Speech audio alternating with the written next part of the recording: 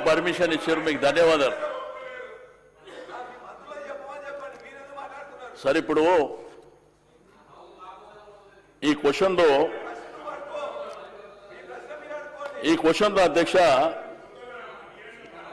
2,31,206 మంజూరైనాయి, 1,62,936 పూర్తయినాయని చెప్పి మంత్రి గారు ఆన్సర్ ఇచ్చారు.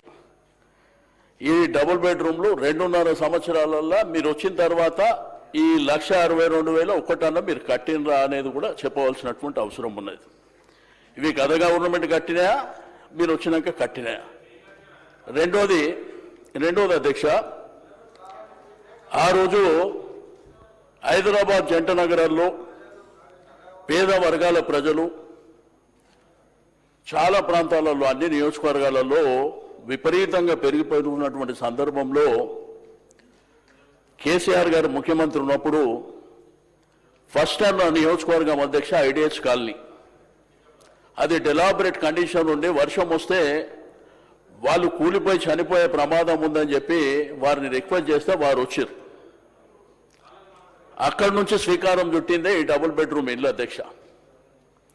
ఆ తర్వాత ఆ ఇల్లు కంప్లీట్ అయిన తర్వాత మధ్యలో మన రాష్ట్ర గవర్నర్ గారు నరసింహన్ గారు కూడా అక్కడికి వచ్చి విజిట్ చేసి ఇది అద్భుతంగా ఉంది, ఢిల్లీలో ఐఏఎస్ ఐపీఎస్లో కూడా లేదనేది చెప్పినటువంటిది.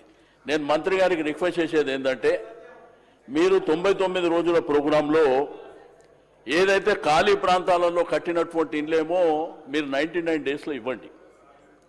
ఏదైతే జంట నగరాల్లో సికింద్రాబాద్, హైదరాబాద్ పేద వర్గాలు ఉన్నటువంటి ప్రాంతాల్లో వాళ్ళని అక్కడి నుంచి తీసేసి కట్టిన ఇండ్లు అవి.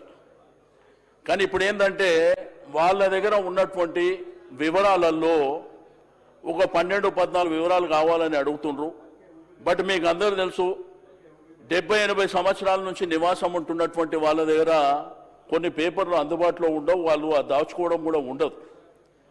ఆ ప్రాంతంలో ఏంటంటే ఇవి ఖాళీ ఉన్నాయి కదా అని చెప్పి మీరు వేరేళ్ళకి అలర్ట్ చేసేటువంటి కార్యక్రమం చేస్తే అక్కడ అన్ని బస్తీలలో గొడవలు జరుగుతున్నాయి.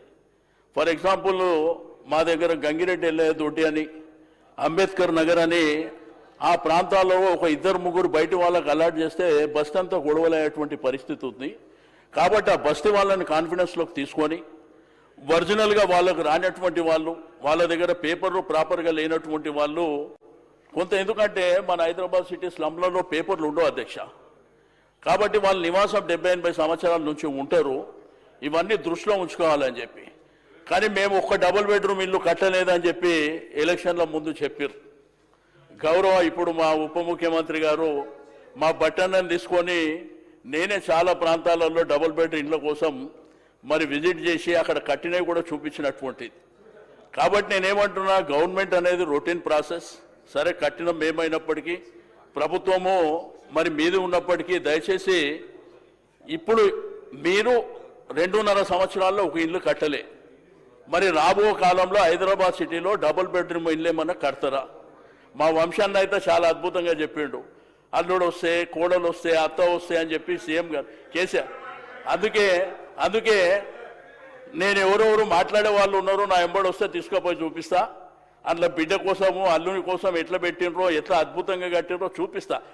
చూడకుండా మాట్లాడడం రెండోది అధ్యక్ష, ఇదంతా పారదర్శకంగా ఉండాలని చెప్పి ఆ రోజు ఇక్కడ రంగారెడ్డి కలెక్టరేట్లో అందరు శాసనసభ్యులు ప్రతిపక్షాలకు అందరి సమక్షంలోనే డ్రాలు తీసి 1,00,000 డబుల్ బెడ్రూమ్ ఇల్లు కట్టాలనేటువంటి మా ఆలోచనకు 68,000 ఇండ్లు మేము కంప్లీట్ చేసి డ్రాలో మరి పారదర్శకంగా ఇచ్చినాం.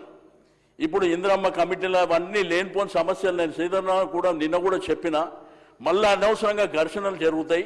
మీరు పేదవాళ్ళని దృష్టిలో ఉంచుకొని, బిలో పవర్టీ లైన్ ఉన్న వాళ్ళని దృష్టిలో ఉంచుకొని మీరు చేయవలసిందిగా కోరుతూ, చివరిగా మా రెవెన్యూ మినిస్టర్ గారు, హౌసింగ్ మినిస్టర్ గారికి, మీరు హైదరాబాద్ సిటీలో ఇప్పుడు 2.5 సంవత్సరాల నుంచి ఒక ఇల్లు కట్టలే, ఇప్పుడు ఏమన్నా భవిష్యత్తులో కడతారా? మీరు దయచేసి అది కూడా చెప్పవలసిందిగా నేను కోరుతా ఉన్నా. Thank you sir. Shri KP Vivekananda గారు.